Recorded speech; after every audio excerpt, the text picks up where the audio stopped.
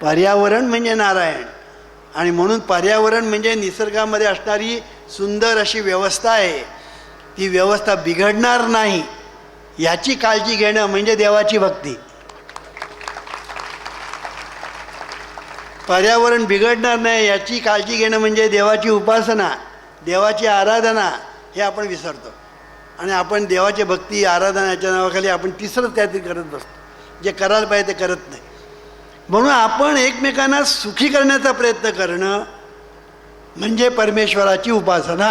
थोडक्यात आपण सर्वांनी एकमेकांना सुखी करण्याचा प्रयत्न करणं ह्याला जीवनविद्या, देवाची भक्ती, देवाची उपासना, देवाची आराधना असं सांगते.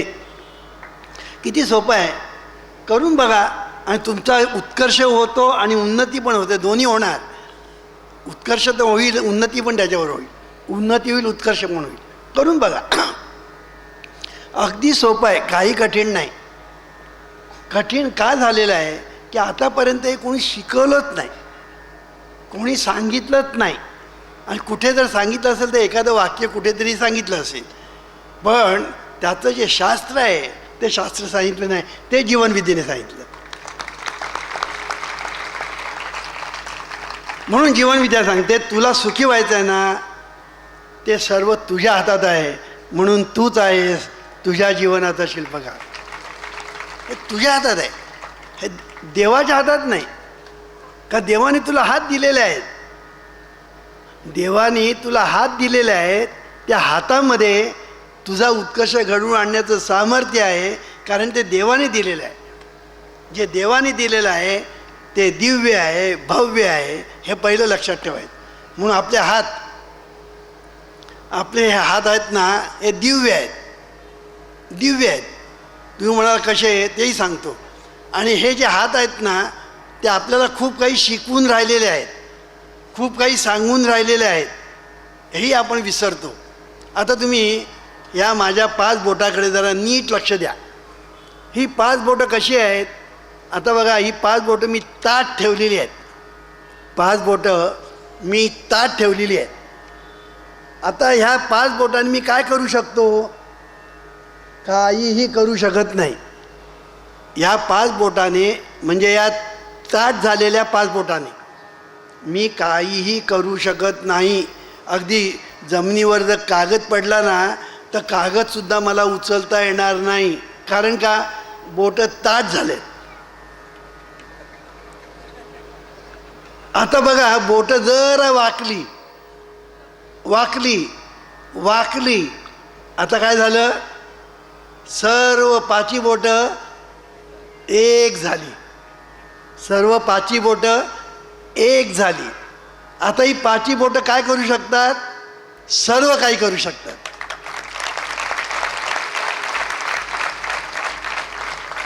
आता या 5 बोटांनी मी वाटेल ते काम करू शकतो. पण ते ज्याला वागतात आणि एक होतात त्याला, तसं आपलं माणसांचं आहे. माणसं ताठ झाली ना,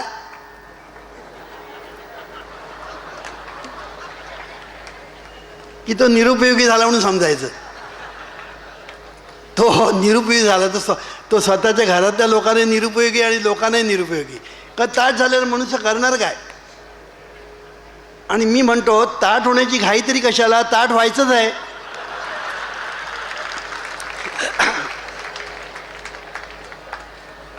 म्हणून नम्र झाला भूता तेणे कोंडिले अनंता.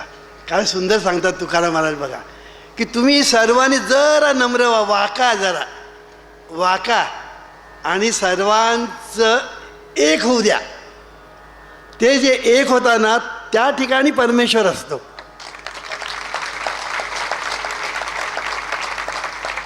माझे भक्त गाती जेथे नारदा मी उभा तेथे.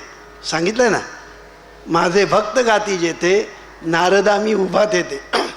मी तेथे असतो ज्या ठिकाणी सर्व एक झालेले असतात, त्या ठिकाणी मी असतो.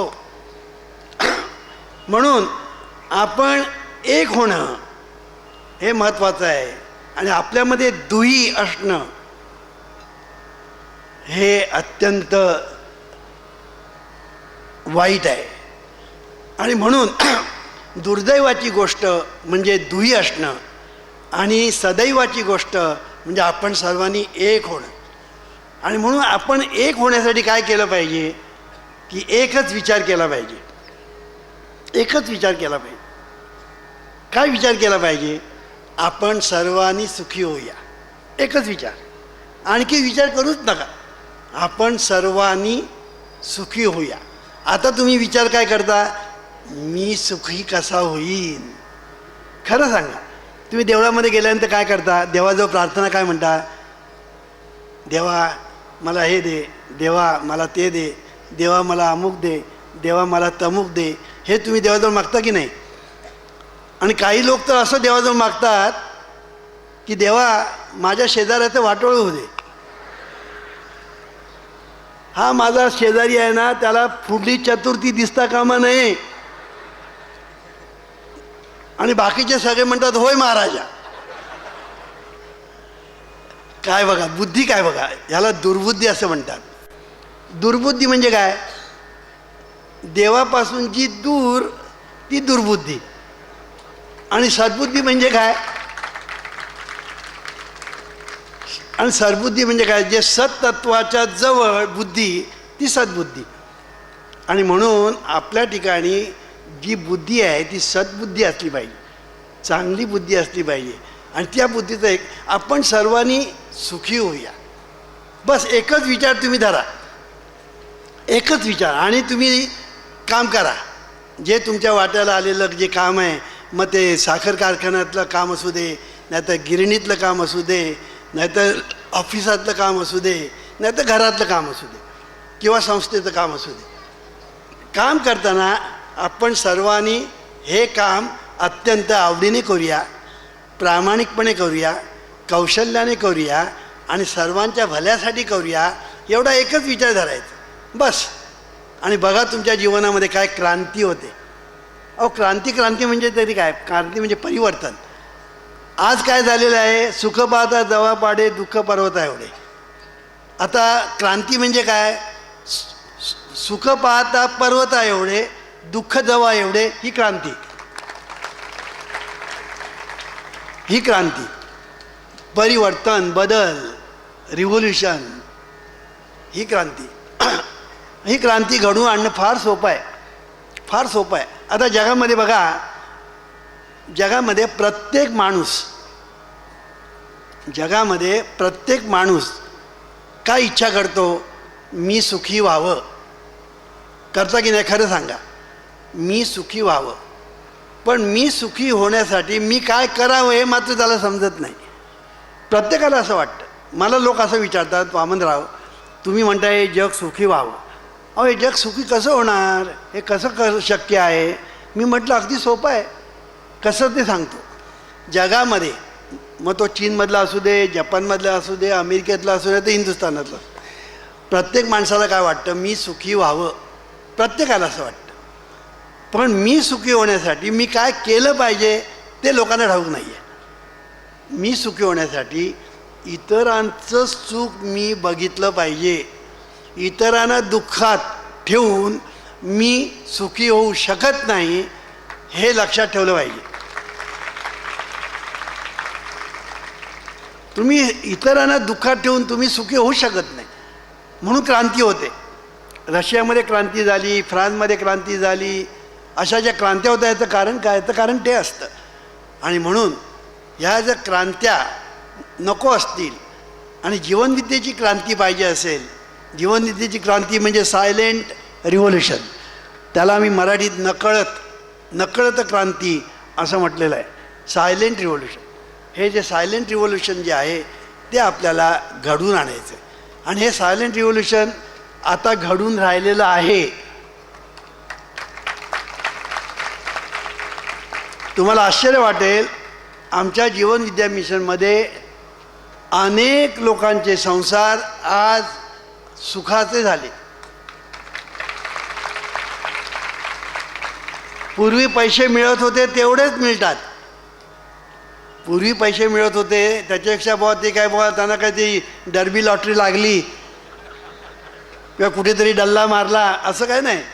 पैसे ते एवढेच मिळत होते आणि आज तेवढेच मिळतात. पण पूर्वी ते सगळे पैसे बुवा बाबा भगत फकीर यांच्या पायी जायचे. दारू गुटखा जुगार या पायी जायचे. डॉक्टर, कारण ह्या सगळ्या गोष्टी केल्या की डॉक्टर आलास, त्या डॉक्टरांच्या पायी जायचे. म्हणून जीवनविद्या असं सांगते, तुम्हाला सुखी व्हायचं आहे ना, कुठे जाऊ नका. बरं मीच सांगतो असं नव्हे, तुकाराम महाराज हेच सांगतात. नाम संकीर्तन साधन पै सोपे, जळतील पापे जन्मांतरीची. न लगे सायास जाणे वनांतरा, सुखे तो घरा नारायण. ठाईच बैसोनी करा एकचित्त, आवडी अनंत आळवावा. रामकृष्ण हरी विठ्ठल केशवा, मंत्रा जपावा सर्व काळ. याविन आणिक नाही पै साधन, वाहत असे आण विठोबाची. तुका म्हणे आहे सोपे सर्वाहुनी, शहाणा तो धनी घेतो येथे. काय सांगतात तुकाराम महाराज बघा, की अरे बाबा तू कुठे जाऊ नकोस, इकडे जाऊ नको तिकडे जाऊ नकोस. तुला काय पाहिजे ते तुला बसल्या ठिकाणी मिळेल, बसल्या ठिकाणी. पण बसल्या ठिकाणी मिळेल म्हणजे याचा अर्थ तू काहीच करायचं नाही असं नव्हे. तू थोडा वेळ नामसंकीर्तन कर, आवडीने देवाचं स्मरण कर. देवाने आपल्याला काय काय दिलेलं आहे ते लक्षात घे आणि देवाची कृतज्ञतेने देवाचं स्मरण कर. थोडा वेळ कर आणि मग तुझ्या कामाला लाग. मग तुला जे काही करायचं असेल ना, काम धंदा व्यवसाय, तो कर. हा त्याचा अर्थ आहे. आणि तुकाराम महाराज शेवटी सांगतात, तुका म्हणे आहे सोपे सर्वाहुनी. त्याच्या अगोदर सांगतात, मी हे तुम्हाला शपथ घेऊन सांगतो, वाहत असे आण विठोबाची. संत देवाची शपथ उगीच घेत नाहीत, कळलं की नाही. पण शपथ घेऊन तुकाराम महाराज सांगतात, वाहत असे आण विठोबाची. आणि शेवटी तुका म्हणे आहे सोपे सर्वाहुनी, शहाणा तो धनी घेतो येते. तुम्ही जर शहाणे असाल तर तुम्हाला हे पटेल, आणि जर तुम्हाला पटलं नाही तर तुम्ही काय ते तुम्ही समजा. ते आम्ही म्हणणार नाही. आता एक गोष्ट सांगतो, कळलं की नाही. एक गोष्ट सांगतो, ते तुम्ही म्हणा याच्यावर मला आठवण झाली. एक राजा होता आणि त्या राजाचा एक आवडता पोपट होता. तो इतका आवडता पोपट, त्याचं राजाचं त्या पोपटावर इतकं प्रेम की त्या पोपटाची व्यवस्था करण्यासाठी त्याला सगळं काय पाहिजे नको ते बघणं, आजारी पडला तर त्याची औषध पाणी करणं, हे सगळं करण्यासाठी त्याने 21 माणसाची कमिटीच नेमली. 21 माणसाची कमिटी कशासाठी? त्या पोपटाची व्यवस्था पाहण्यासाठी. आणि राजाने काय सांगितलं त्या 21 माणसांना, हा पोपटाची काळजी तुम्ही घेतली पाहिजे. हा पोपट माझा लाडका आहे, आवडता आहे. आणि हा पोपट जर मेला असं जर तुम्ही येऊन सांगितलं तर जो सांगेल त्याची गर्दन मी छाटेन. आता जो जन्माला आला तो कधीतरी मारायचाच, जो जन्माला आला तो कधीतरी मारायचाच. एक दिवस पोपट मेला, आता काय करायचं? पोपट तर मेला. आता राजाला जाऊन सांगायचं. मग कोणी सांगायचं? तू सांग. तो म्हणतो मी का? तू सांग.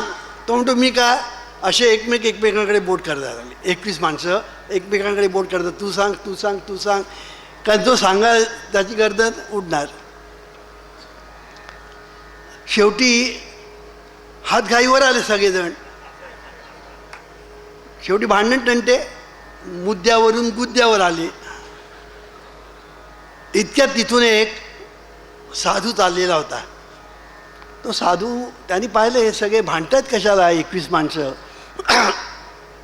तर त्यांनी चौकशी केली, अहो तुम्ही कशासाठी भांडता इथे? तर म्हणे भांडतात म्हणजे काय करणार काय? म्हणाले हे बघा. म्हणाले काय? म्हणाले तो पोपट बघा. म्हणाले बघितला पोपट. हां म्हणाले पोपट बघितला. पुढे काय? पुढे काय काय? तो पोपट बघा, नीट बघा. म्हणे काय बघायचं काय नीट? तो म्हणे मेलेला आहे. तो पोपट मेलेला आहे. मेलेला आहे. अहो पण इतक्याने भागत नाही. आता हे जाऊन राजाला सांगणार कोण? तर म्हणे काय तुम्ही जाऊन सांगा ना. आम्ही जाऊन सांगणार नाही, कारण राजाने सांगितलं आहे, जो सांगेल त्याची गर्दन चाटणार. मग आता सांगायचं कोणी? साधू म्हणाले मी सांगतो. मग तर तुम्ही भांडणार नाही? हा म्हणाले, आमचा प्रश्न सुटला. आणि 21 माणसं त्या साधूकडे बघून म्हणाले याचं डोकं फिरलेलं दिसतं म्हणाले. असं एकमेकांना खुणावर चालले. तो साधू सरळ उठला आणि राजाकडे गेला. दरवाजावर शिपाई होता, त्याला सांगायचं मला राजाला भेटायचं, अर्जंट काम आहे म्हणाले. त्या साधूने सांगितलं अर्जंट काम आहे, राजाला सांग. आता राजा जाऊन सांगितलं अर्जंट काम म्हणून एक साधू आलेला आहे. राजाने बोलवलं त्याला, साधूला. काय काम आहे तुझं अर्जंट? नाही अर्जंट काम म्हणजे असं आहे म्हणाले, राजा तू 21 माणसाची कमिटी नेमली होती ना पोपट चांगला राहण्यासाठी, त्याची व्यवस्था. हो मीच केले होते ते. वा वा वा म्हणजे छान झालं म्हणाले. आता काय झालं आहे, त्या 21 माणसांनी सर्व काही व्यवस्थित केलेलं आहे, पण इतकं सर्व करूनसुद्धा तो जो पोपट आहे ना, तो पोपट पाहत नाही.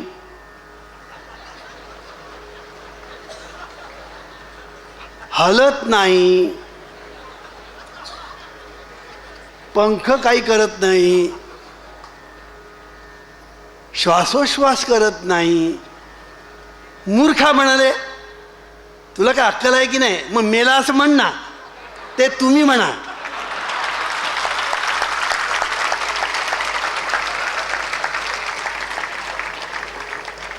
मी म्हणणार नाही. पोपट मेला ना तुम्ही म्हणा, मी म्हणणार. तसं तुकाराम महाराज सांगतात, शहाणा तो धनी घेतो येथे. जर तुम्हाला जर पसंत पडलं नाही तर तुम्ही काय आहे ते तुम्हीच समजा, आम्ही काही म्हणणार नाही. सांगायचा मुद्दा असा की तुकाराम महाराज भंडारा डोंगरावर जाऊन बसले, म्हणजे वनात गेले, भामनाथ डोंगरावर जाऊन बसले. त्या ठिकाणी त्यांना उपास घडले आणि आता ते सांगतात नको सोडू अन्न. तुकाराम महाराजांचा अभंग, नको सोडू अन्न, नको सेवू वन, चिंती नारायण सर्वभोगी.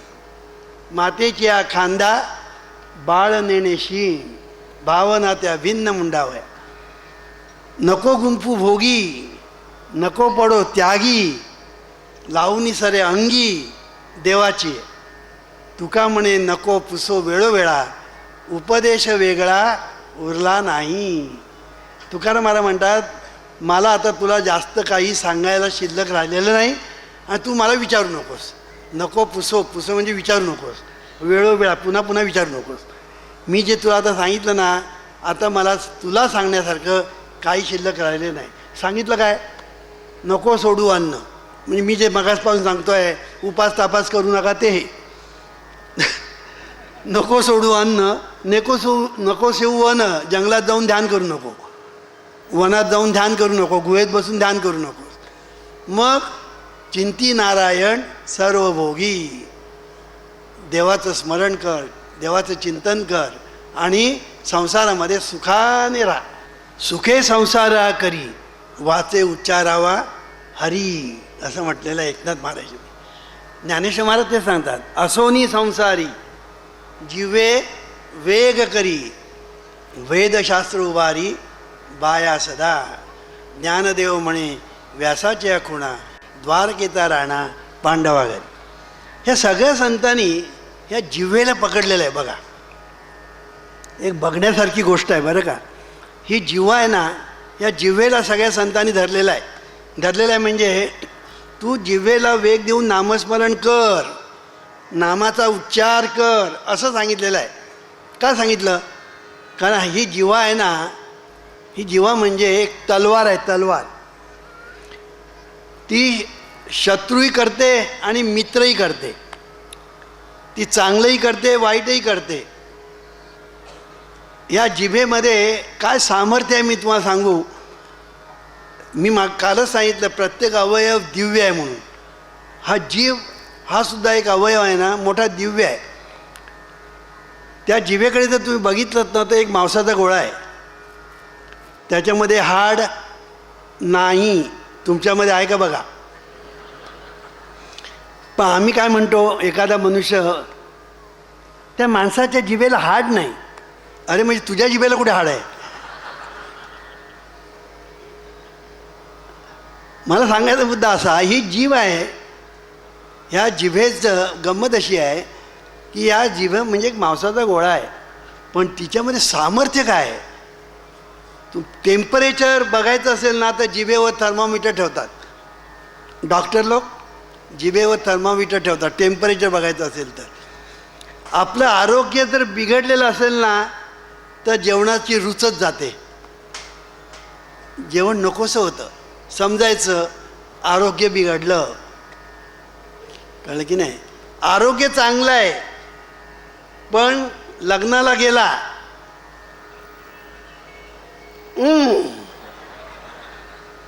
म्हणजे काही माणसं अशी असतात, एकदा लग्नाला गेले ना की पूर्वीच्या काळी मराठी हर हर महादेव करून शत्रूवर तुटून पडायचे. हे काय करतात, हर हर महादेव म्हणतात आणि त्या ताटावर तुटून पडतात. आणि ते खाता खाता खाता खाता त्यांना ते काय म्हणतात, अशी संधी परत येणे नाही. त्या आता काय ते करून घ्या. मग बुंदीचे लाडू काय, मसाले भात काय, श्रीखंड काय, बासुंदी काय, सगळं काही त्याच्यावर ताव मारता मारता मारता शेवटी पोट बिघडतं. आता पोट बिघडल्यानंतर काय होतं, पोट बिघडल्यानंतर तो डॉक्टरकडे जातो. कळलं की नाही. तो डॉक्टरकडे जातो. डॉक्टर सांगतो, तपासतो बिपासतो आणि डॉक्टर त्याला सांगतो असं करा, तुम्ही आता 5 गोळ्या घ्या, 1 तासाने 4 गोळ्या घ्या, 2 तासांनी पुन्हा 4 गोळ्या घ्या. तो सांगतो, डॉक्टर ह्या गोळ्या घ्यायला जर पोटात जागा असती तर बुंदीचा लाडू मी खाल्ला नसता काही.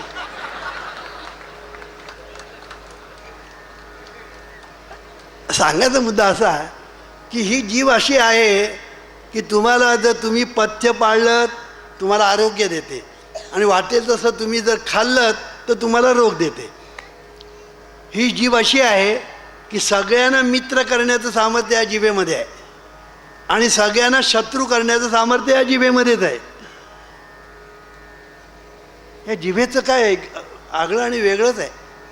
आणि म्हणून संतांनी बरोबर ओळखलं की जर कोणाला पकडायचं असेल तर या जिभेला पकडायचं. सासू सुनांची भांडणं का होतात, जीभ होतात की नाही. इथे बायकावरच बसलेत. सासू काहीतरी बोलते कारण सासूचा अधिकार ना. आता मला सांगा, या सासूला घराच्या बाहेर पडल्यानंतर कुत्रं विचारत नाही, पण घरामध्ये मी सासू, कळलं की नाही, हा टेंबा इगो, कळलं की नाही. आणि मग माझं सुनेने ऐकलं पाहिजे, मी सांगेन तसं वागलं पाहिजे. असं करता करता ती सूनसुद्धा गरीब असेल तर ठीक ऐकून घेईल, पण जरा थोडीशी जरा शिकलेली असेल, कमावती असेल, आणि सासूपेक्षा शिकलेल्या मुली असतात. आता सासूपेक्षा त्या सासू काहीच कमवत नाही, ह्या कमावत्या असतात. मग याने सासूचं का ऐकून घ्यावं. परिणाम असा होतो की सासू आणि सुनांची भांडणं सुरू होतात. मग सासूच्या बाजूला सासरा आणि सुनेच्या बाजूला नवरा. झाली लढाईला सुरुवात. मग त्याच्यातून भांडणाचा पहिला स्फोट आणि शेवटी विभक्त, किंवा घटस्फोट काहीतरी होतं ते शेवटी. कशामुळे झालं, केवळ जिभेमुळे. म्हणून संतांनी काय सांगितलं, ही जीभ आहे ना ती आवर, म्हणून तू नाम घे, जिव्हे वेग करी. आणि शेवटी काय सांगितलं, सर्व सुख गोडी साई शास्त्रे निवडी, रिकामा अर्धगडी राहू नको. की या जिभेला रिकामं ठेवू नकोस, का रिकामं राहिली ना की झालीच भांडणं. काय संतांचे बघा, रिकामा अर्धगडी राहू नको, एक क्षणसुद्धा. तुझा रे विसर माझे जीवा, नको माझे जीवा, क्षण एक केशवा माय बापा, क्षण एक केशव माय बापा. आणि म्हणून देवाचं स्मरण, देवाचं नाम सतत घे, पण जिभेने. म्हणजे काय होईल, घरामध्ये शांतता नांदेल, घरामध्ये आनंद निर्माण होईल आणि घराचा स्वर्ग होईल.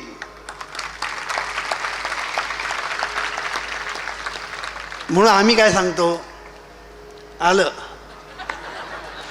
म्हणून आम्ही काय सांगतो, संतांनी जसं नाम सांगितलं, आता नामसुद्धा घेणं चांगलं, पण आम्ही विश्वप्रार्थना घ्यायला सांगतो.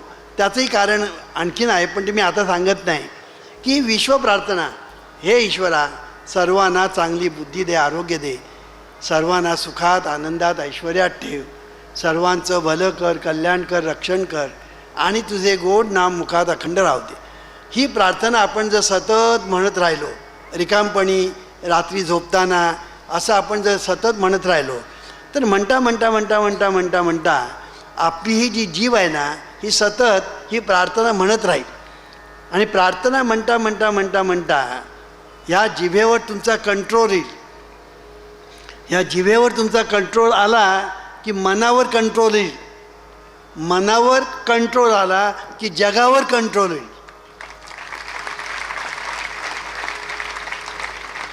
म्हणून तो ज्ञानेश्वर महाराज सांगतात, असोनी संसारी जिव्हे वेग करी. जिव्हेला वेग देऊन नामस्मरण कर आणि जिव्हेला वेग देऊन विश्वप्रार्थना म्हण. आता विश्वप्रार्थना म्हणण्यामध्ये काय फायदा आहे ते मी तुम्हाला सांगतो. या विश्वप्रार्थनेमध्ये एक शब्द फार महत्त्वाचा आहे, तो म्हणजे सर्वांना. सर्वांना. आता या सर्वामध्ये कोण आहे? सर्वेश्वर. आणि सर्वेश्वरामध्ये कोण आहे? सर्व लोक. द्वैत दशेचे अंगण, अद्वैत ओळगे आपण, भेदू तव तव दून अभेदासी. अमृतानुभव. अमृतानुभवमध्ये ज्ञानेश्वर महाराजांची ओवी आहे, अद्वैत दशेचे अंगण, द्वैत ओळगे आपण, भेदू तव तव दून अभेदासी. एकच अनेक आणि अनेकात एक, त्याला विठ्ठल असं म्हणतात. विठ्ठल विठ्ठल आपण म्हणतो ना, त्याचा अर्थ आहे अनेकात एक आणि एकच अनेक. आणि म्हणून आपण ज्यावेळेला ही विश्वप्रार्थना म्हणतो, तेव्हा विश्वप्रार्थना त्या विश्वेश्वराला जाऊन पोचते. कारण सर्वांना म्हणतो आपण, सर्वांना आपण म्हणतो, हे ईश्वरा सर्वांना, सर्वांना आपण म्हणतो, आणि सर्वांमध्ये सर्वेश्वर आहे. म्हणून ही जी आम्ही विश्वप्रार्थना म्हणतो, त्याने माझं कल्याण होतं, कुटुंबाचं कल्याण होतं, समाजामध्ये जे सर्व आहेत त्यांचं कल्याण होतं, विश्वामध्ये जे सर्व आहेत त्यांचं कल्याण होतं, राष्ट्रामध्ये जे आहेत त्यांचं कल्याण होतं. किती सोपं आहे बघा, करून बघा. कारण मगाशी मी सांगितलं, सगळ्यांचं एकमत झालं पाहिजे. म्हणून सर्वांनी एक व्हा. जशी 5 बोटं एक झाली की सर्व कार्य करू शकतं, आणि ताट झाली तर काहीच करू शकत नाही. तसं तुम्ही लक्षात ठेवा. माझं एकच वाक्य लक्षात ठेवा, आणि मग जीवन जगा. सुरुवात घरापासून करा. सुरुवात घरापासून करा, मग शेजाऱ्यापासून, मग समाज, मग राष्ट्र, मग विश्व. आता इथे या ठिकाणी पुस्तकं आणलेली आहेत. ही पुस्तकं तुमच्यासाठी लिहिलेली आहेत. ह्या पुस्तकाच्या वाचनाने अनेक लोकांचे संसार सुखाचे झाले. ह्या पुस्तकांच्या वाचनाने अनेक लोकांचा उत्कर्ष झाला. ह्या पुस्तकांच्या वाचनाने अनेकांची भरभराट झाली. म्हणून ही पुस्तकं वाचा, विश्वप्रार्थना म्हणा, सतत म्हणा, पण रिकामपणी, रात्री झोपताना अर्धा तास. आणि हे जर तुम्ही केलं, इथे आणखीन एक आहे, म्हणजे हे एक मशीन आहे. हे मशीन आम्ही विकत नाही. हे विकणारे जे आहेत ते दुसरेच लोक आहेत, आम्ही विकत नाही. त्यामुळे याचा आणि आमचा पैशाचा कुठलाही संबंध नाही. पण हे मशीन आमच्या काही लोकांनी निर्माण केलेलं आहे. ह्याच्यामध्ये माझा आवाज आहे, आणि ही विश्वप्रार्थना हे मशीन म्हणतं. कसं, एकदा तुम्ही ऑन केलं की 24 तास हे मशीन म्हणतं. एकदा ऑन करायचं, 24 तास म्हणतं. त्यामुळे होतं काय, सतत प्रार्थना, विश्वप्रार्थना तुमच्या घरामध्ये सतत म्हणत राहिली जाते. त्यामुळे तुम्हाला आठवण राहते, अरे आपण पण म्हटलं पाहिजे, आणि त्या प्रार्थना आपणही म्हणायला लागतो. हळूहळू ही प्रार्थना बहिर्मनातून अंतर्मनात जाते, आणि अंतर्मनामध्ये एकदा प्रार्थना गेली की मग ते अंतर्मन तुमच्यासाठी, ते प्रार्थनेमध्ये जे काही तुम्ही मागितलेलं आहे ते सर्व अंतर्मन तुम्हाला देतं. म्हणून हे मशीन महत्त्वाचं आहे. ज्यांना घ्यायचं असेल त्यांनी घ्यावं. पुस्तकंसुद्धा महत्त्वाची आहेत, स्टिकर्स महत्त्वाचे आहेत, कॅसेट्स महत्त्वाचे आहेत. ज्यांची जशी ऐपत असेल तसं त्यांनी घ्यावं. आता हे घ्यायचं की न घ्यायचं हे कोणी ठरवायचं? तू ठरवायचं. म्हणून तूच आहेस तुझ्या जीवनाचा शिल्पकार. ईश्वरा सर्वांना चांगली बुद्धी दे, आरोग्य दे, सर्वांना सुखात आनंदात ऐश्वर्यात ठेव. सर्वांचं भलं कर, कल्याण कर, रक्षण कर आणि तुझे